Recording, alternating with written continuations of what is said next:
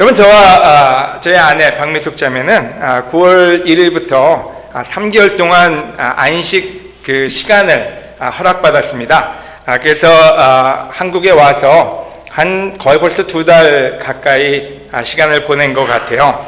하지만 정해진 약속 외에는 저희가 가능하면 연락이나 또 약속을 자제하고 부부간의 시간과 또 하나님하고 시간을 좀 보냄으로써 좀 더 나은 저희가 되기 위해서 시간을 많이 썼습니다.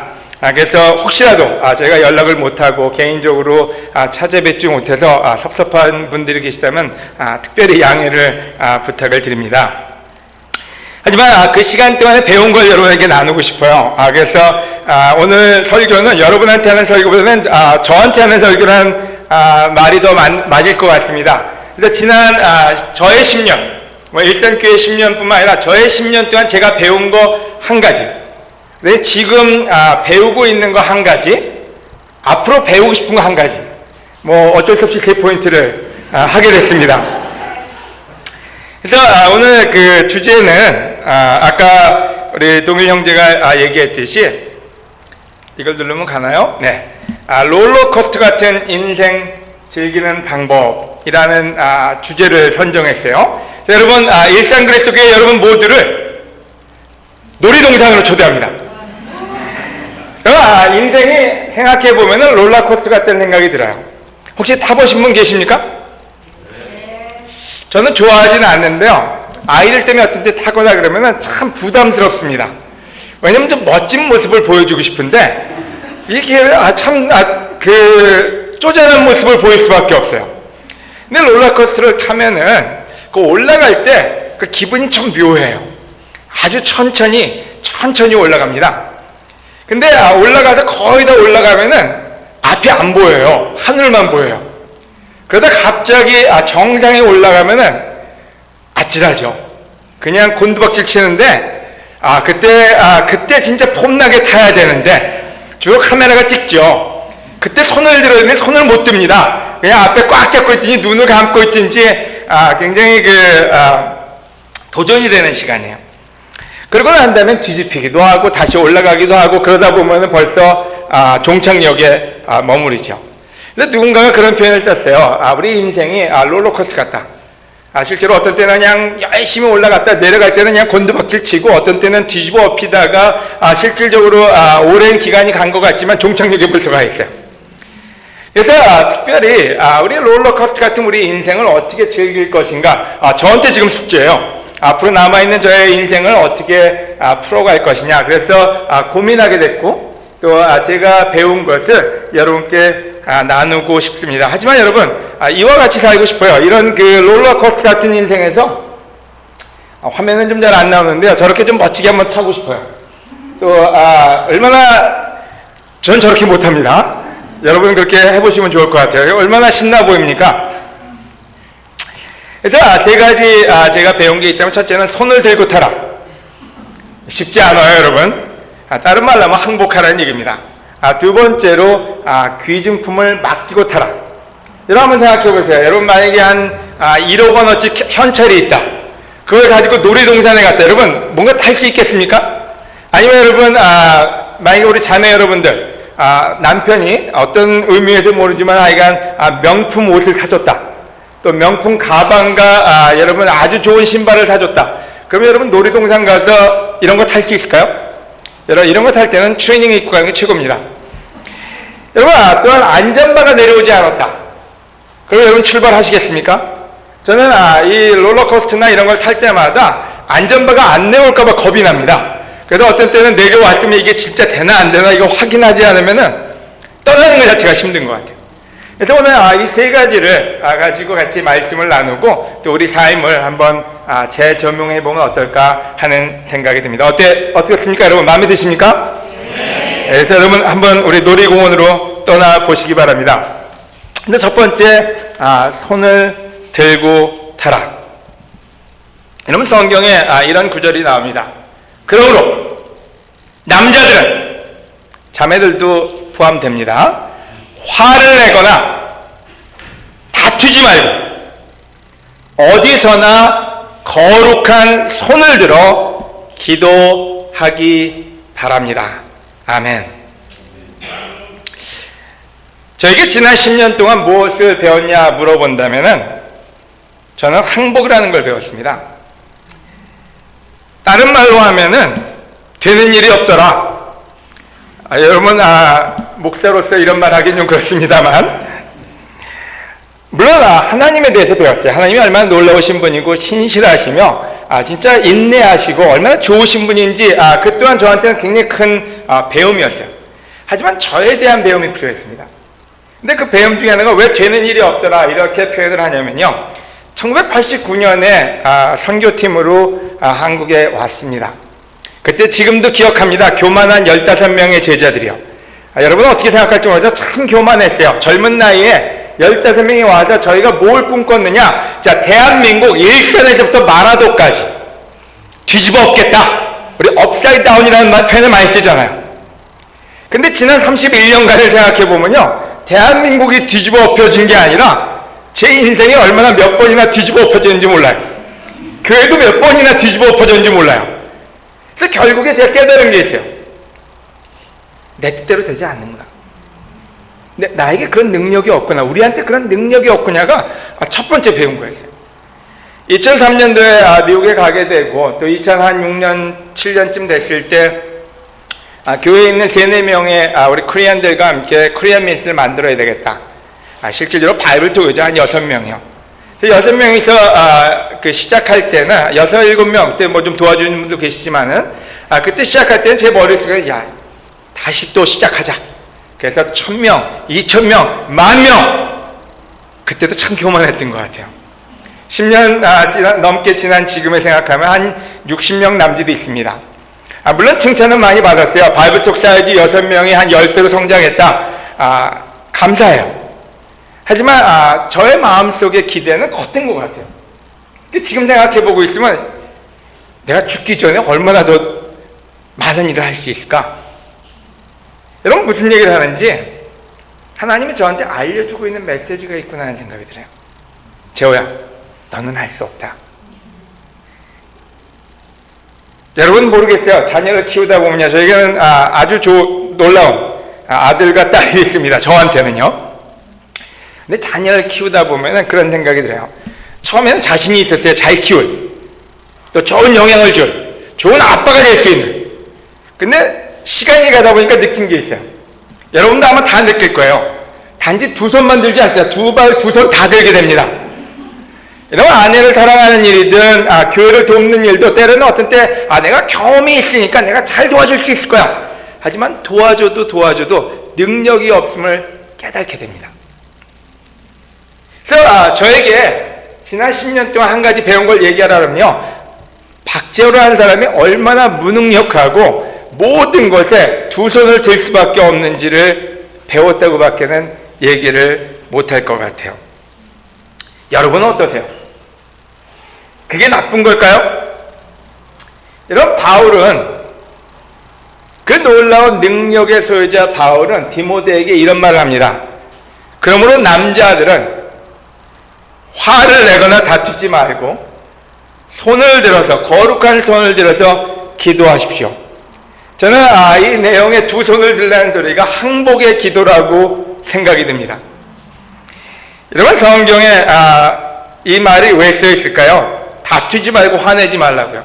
자, 우리 형제 자매까지 포함해서요, 여러분, 화를 내거나 다투지 않는 분 손 들어보시겠습니까? 아니면 집에 화내는 사람 한 명은 있다. 한 명은 있으세요?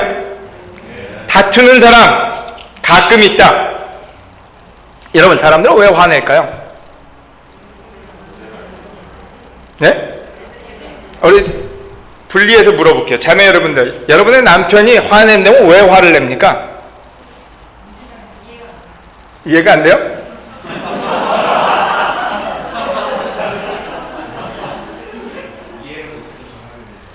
예. 여러분, 화를 낸다는 얘기는요, 주로 능력 있는 사람들이 화를 내요. 능력 있는 사람이 화를 내요. 왜냐하면 화를 내서라도 될 것 같거든요. 화를 내면 와이프가 바뀔 것 같거든요. 능력이 있거나 희망이 있거나 꿈이 있는 사람들은 화를 내거나 다툽니다.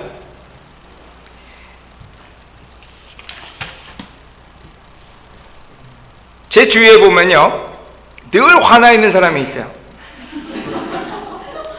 또 제 주위에 보면요, 늘 다투기 위해서 태어난 사람인 것 같은 사람이 있어요. 아주 태어날 때부터 다투기 위해서 태어난 사람 같아요. 늘 싸움닭같이 사는 사람들이 있어요. 주로 능력이 있거나 꿈이 큰 사람들이에요. 근데 진짜 이유는 뭘까요? 화내는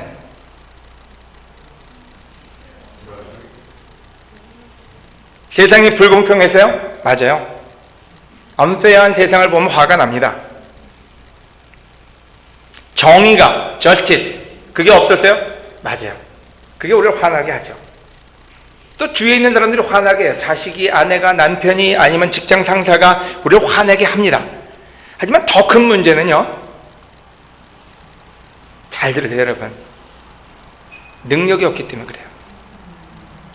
능력이 있는 사람은 화내지 않습니다. 힘이 있는 사람이 화낼 이유가 없어요. 왜 영화나 많은 슈퍼맨 아니면 여러 그 파워를 가진 사람들 보면요, 굉장히 느긋하고 멋있고 폼납니다. 왜요? 능력이 있으니까. 근데 능력이 없으면 화가 납니다. 능력이 없으면 싸울 수밖에 없습니다. 여러분, 더 큰 문제는 뭘까요? 자꾸 질문을 드려서 죄송합니다. 여러분, 더 큰 문제는 능력이 없는데도 항복하기 싫다는 거예요. 그러니까 더 힘들어요. 그냥 나는 능력이 없습니다, 나는 무능력합니다, 그러면 더 편해지는데 그걸 인정하고 싶지가 않아요. 그래서 남자들이 자존심이 상하면 화가 더 납니다. 자매 여러분들, 남편의 자존심을 건드리지 마십시오. 여러분한테 도움이 되지 않습니다. 여러분, 길거리에서도요, 자존심 건드리면은 진짜 죽기 살기로 싸웁니다. 여러분, 제가 하나 배운 게 있어요. 하나님이 제일 먼저 가르쳐주는 레슨이 있습니다. 그 레슨은 우리가 얼마나 놀라운지가 아니라 우리가 얼마나 무능력한지입니다. 여러분이 잘 아는 구절 하나 같이 볼까요? 누가복음 14장 33절입니다.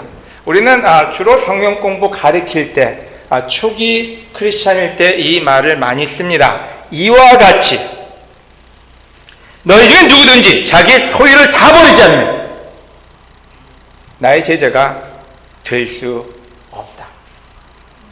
여러분, 저는 지금 다시 한번 제자가 되는 삶을 배우고 있다는 생각이 들어요. 31년 전이 아니라 지금 진정한 제자의 삶이 뭔지를 다시 깨닫고 있다는 생각이 들어요. 이 구절은 얘기가 이와 같이 누구든지 자기 소유를, 영어로 everything, 영어로 give up, 항복, 포기 하지 않는다면 너는 나의 제자가 될 수 없다고요. 너는 행복해질 수 없다고요. 너는 인생을 즐길 수 없다고요. 저는 크리스천으로 살면서도 내가 살아서 내가 뭘 할 수 있는 줄 알아서 애를 쓰고 애를 쓰면서 다투고 화내고 그리고 지내왔던 31년을 봅니다. 하지만 지금에 와서 한번 깨닫게 됩니다. 하나님이 나에게 알려주시는구나. 재호야, 너는 할 수 없다. 그러면 저한테만 알려줄까요? 아니요. 여러분, 성경에 나오는 모든 인물을 공부해보세요. 여러분, 성경에 나오는 요셉이 있습니다. 그 요셉은 어릴 때 꿈이 있었고, 그 요셉은 어릴 때 사랑을 받았고 자신감이 넘쳐났습니다. 하지만 너무나 많은 고생 속에서 하나님이 한 가지 알려줍니다. 그가 꿈을 해석하라는 그 말에 뭐라고 얘기합니까? 나는 할 수 없지만 하나님은 할 수 있다고요. 여러분, 그의 입에서 나온 마지막 고백이 뭔지, 나는 할 수 없지만 하나님은 할 수 있다고요. 여러분, 모세는 왕자 교육을 받았습니다. 귀족 중에 귀족이고 배울 건 다 배웠는데, 그래서 그 능력으로 40세에 한번 뭔가 해보려고 했어요. 자기 민족을 위해서요. 그때 하나님은 광야에 가서 40년 동안 배우게 합니다. 뭘요? 여러분, 하나님이 모세를 부를 때 모세가 뭐라고 얘기합니까? 나는 할 수 없다고요.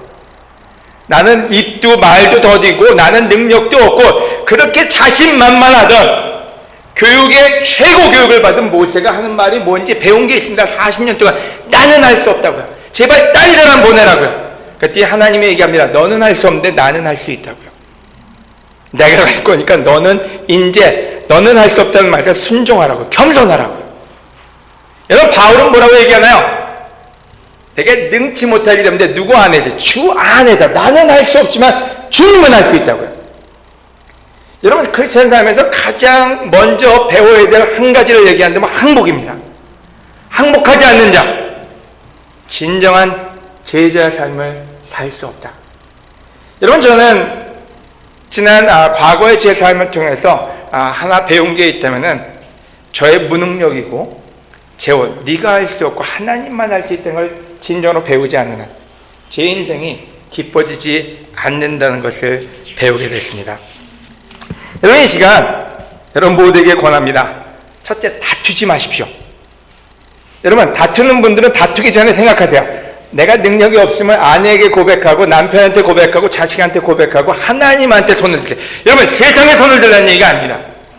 세상에 항복하는 얘기 아니라 하나님께 두 손 들어서 하나님, 저에게 능력이 없습니다. 하지만 하나님에게 능력이 있습니다. 하나님한테 완전히 항복할 때 하나님은 우리를 축복하십니다. 아멘. 여러분, 두 손 들고 기도하는 그 기도는 그냥 여러분 푸념도 아니고 여러분 고백입니다. 나는 할 수 없지만 하나님은 하실 수 있습니다. 그 배움이 저에게는 가장 큰 배움이었다는 생각이 듭니다. 아멘. 두 번째로 제가 지금 배우고 있는 겁니다. 항복이라는 걸 배웠다면 두 번째로 배우고 있는 게 있다면은 귀중품을 하나님한테 맡겨라.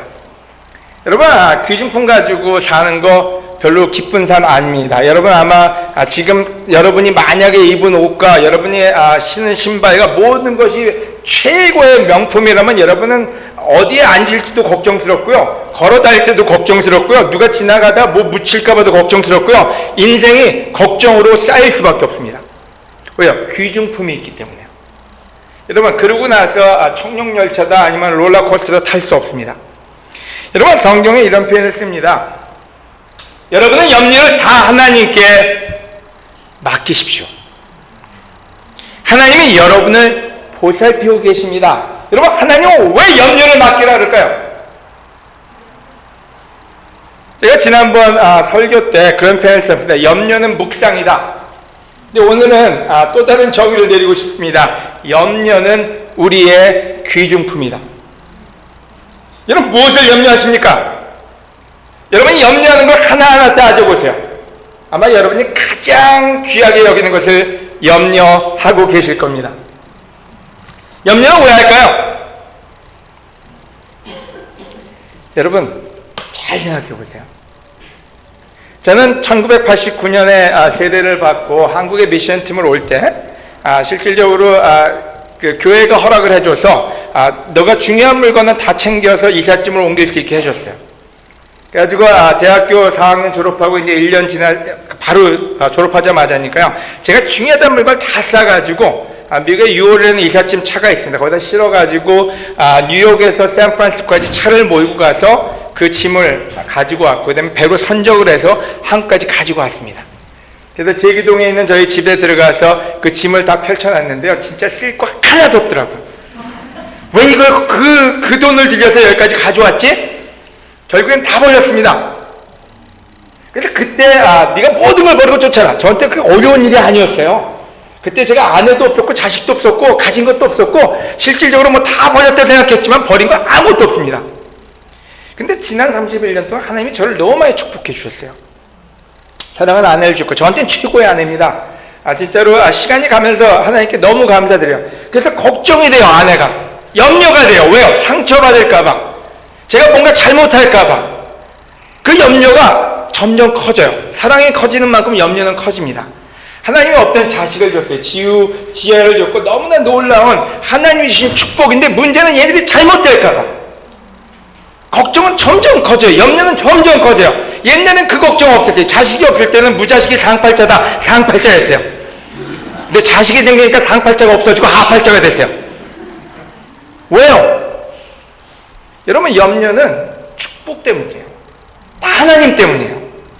여러분 나보고 왜 염려하냐고 물었는데 하나님의 축복을 너무 많이 줘가지고 염려가 계속 커지고 있어요. 교회에 대한 염려요. 여러분 만약 1년 된 교회라면 아마 아까 우리 김호 목사님이 얘기했지만 별로 그렇게 정이 안 갈지도 몰라요. 31년 된 한국교회예요. 이 한국교회가 싸울까봐, 이 한국교회가 분열될까봐, 이 한국교회가 어떻게, 그것도 저한테 염려예요. 여기 있는 하나님의 소중한 친구들이 상처받을까봐 그것도 염려예요. 제가 염려를 왜 하나 생각해봤어요. 귀중품이 너무 많아졌어요. 하나님이 주신 게 너무 많아서 염려는 더 많아지고 너무 귀하니까 이제 문제가 뭔지 아세요? 하나님한테 그것도 못 맡겨요.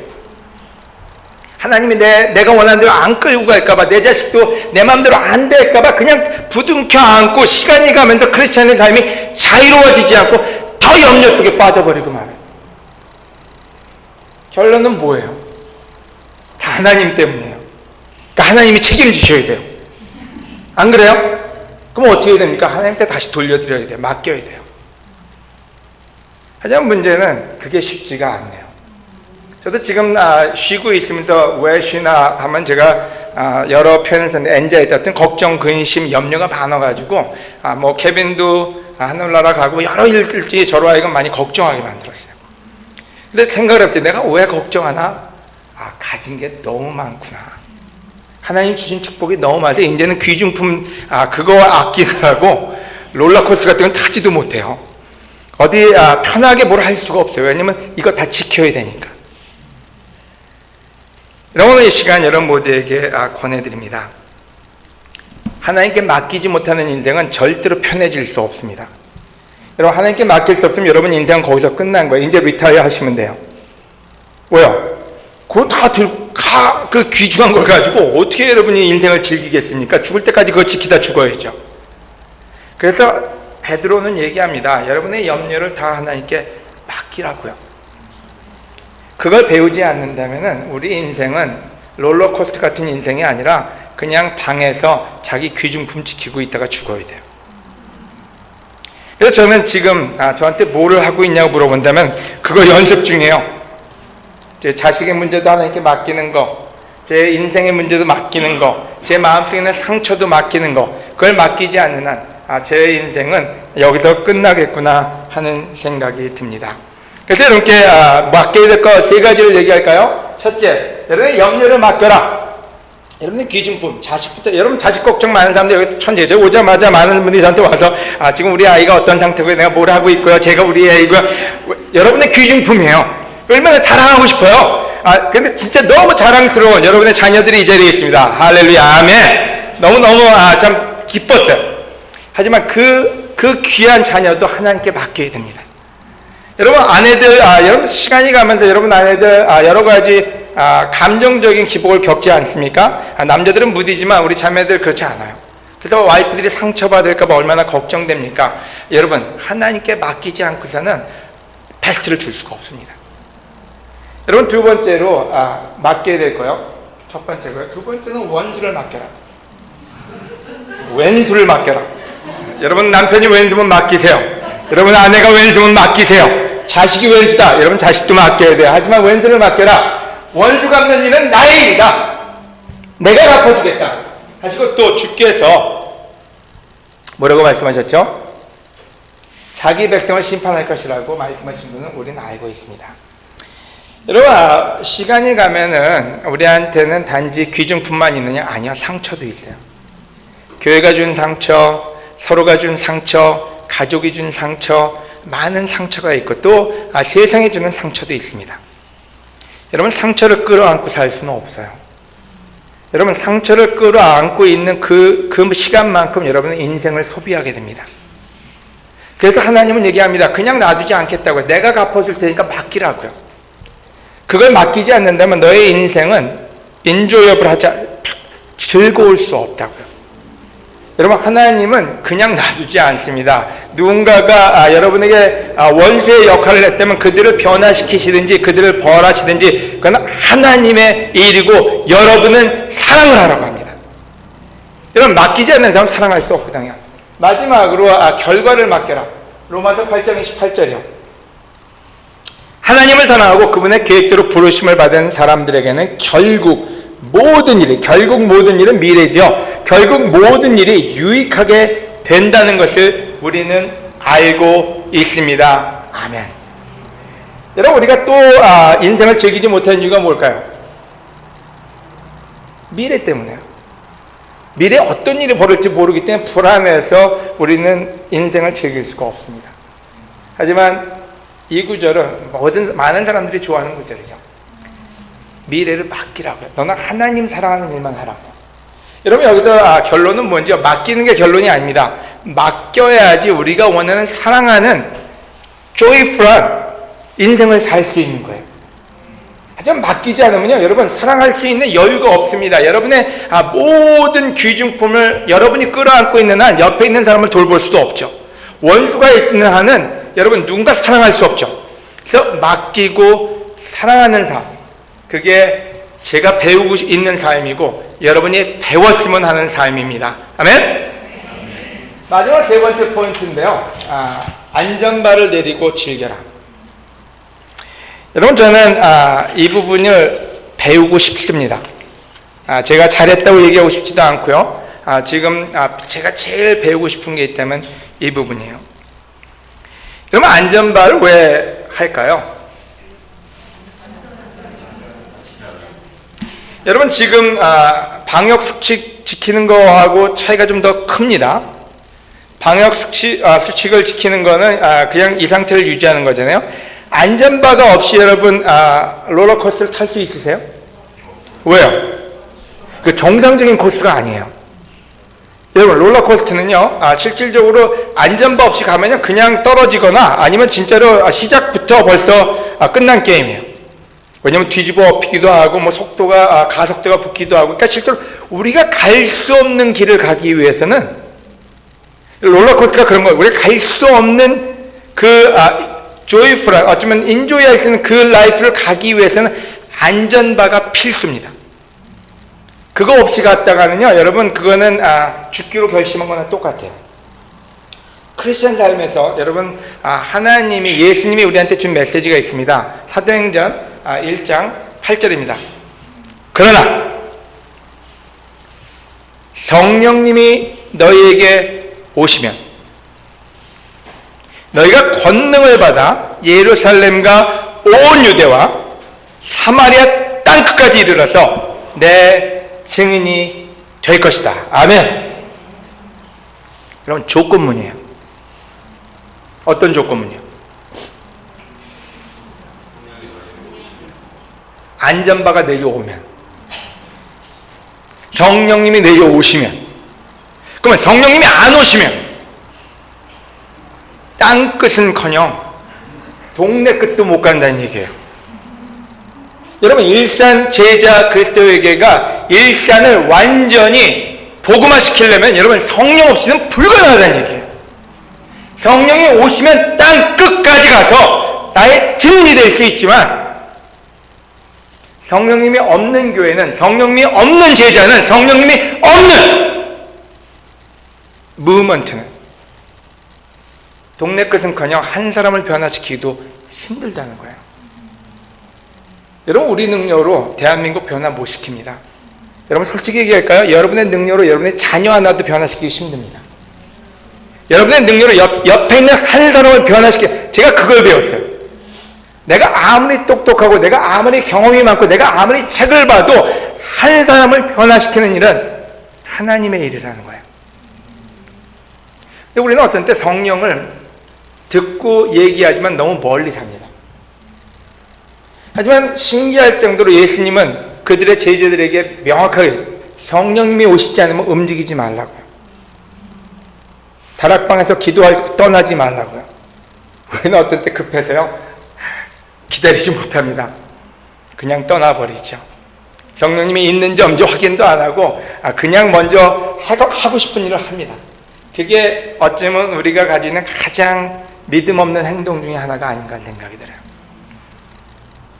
저는 다시 한번 성경 속에서 내 안에 성령님이 계시나 안 계시나를 확인할 수밖에 없었습니다. 제가 프로듀스하는, 제가 지금 만들어내는 것이 성령의 열매인지요. 여러분, 갈라디아서 공부하면 재밌습니다. 거기에 보면은 너희가 한 일을 하나하나 살펴봐라. 너의 행동을 확인해라. 평가해봐라. 이렇게 나옵니다. 여러분 한번 평가해보세요. 지난 10년 동안에 여러분을 평가해보세요. 나쁜 쪽으로 한번 볼 필요는 없지만요. 진짜로 하나하나 살펴보라고 성경은 얘기하거든요. 갈라디아서에서요. 그리고 얘기하거든요. 갈라디아서 생각하면 뭐가 생각나죠? 죄밖에 생각이 안 나요. 갈라디아서 5장 19절 죄 리스트만 쭉 나와요. 하지만 여러분 갈라디아서는 성령에 대한 책입니다. 자, 예를 들어서요. 갈라디아서 5장만 볼까요? 거기서 성령에 대한 얘기가 얼마나 많이 나오는지 모릅니다. 좀 작아서 잘 보이실지 모르겠는데요. 16절에 5장 16절에 여러분은 성령의 인도를 따라 사십시오. 5장 18절에 여러분이 성령의 인도를 받으면 22절에 성령님이 지배하는 생활에는 25절에요. 우리가 성령님을 따라 산다면 실질적으로 5장에서만 성령님에 대한 얘기가 나오는데 그것도 재밌게 다른 표현을 씁니다. 영어로 얘기하면 이렇게 썼어요. 16절에 성령의 인도를 따라선다는 말은 같이 걸으면 18절에는 led by 성령의 인도하심을 받는다면 22절에 지배하는 생활을 영어로는 the fruit of the spirit 성령의 열매를 그 다음에 25절에 따라 산다면 live by the spirit 바울이 얘기하고 싶었던 포인트가 있습니다. 여러분이 잘 아는 갈라디아서 3장에는 여러분 그렇게 어리석습니까? 성령으로 시작했다가 왜 여러분의 노력으로 완전해지려고 하십니까?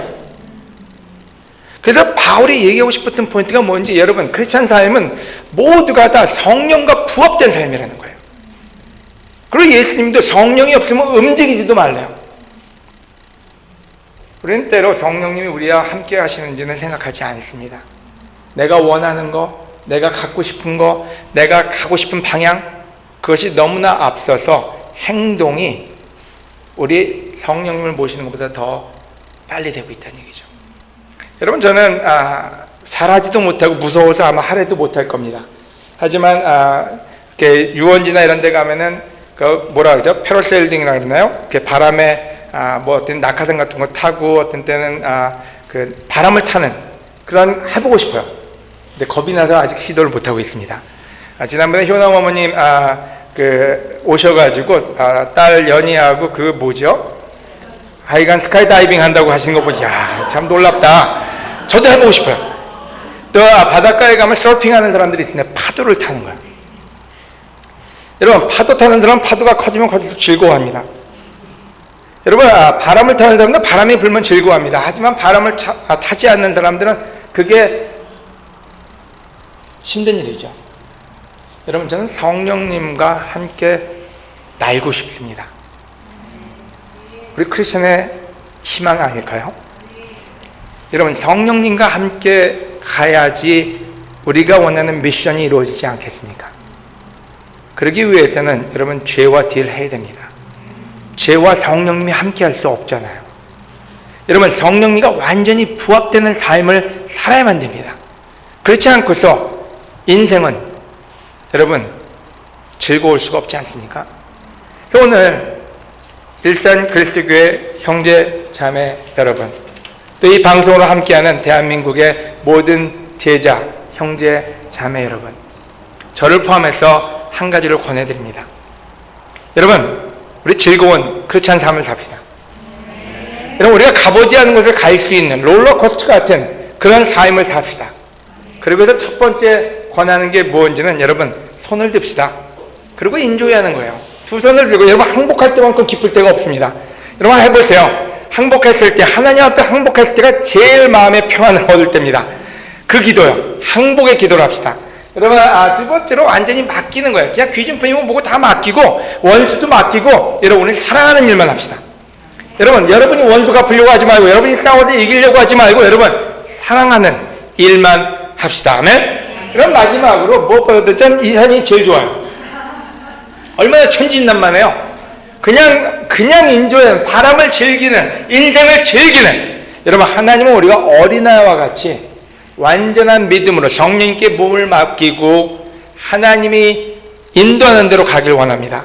여러분 하나님은 일산 그리스도의 교회 일산 제자 그리스도의 교회에 꿈이 있으십니다. 오늘 이 시간 우리가 생각하는 꿈보다 더 크고 더 놀라운 미션을 주실 것입니다. 그건 제가 아니라 성령님이 주실 것입니다. 그 성령님이 함께하는 이 교회가 되길 바라면서 레슨을 마칩니다. 감사합니다.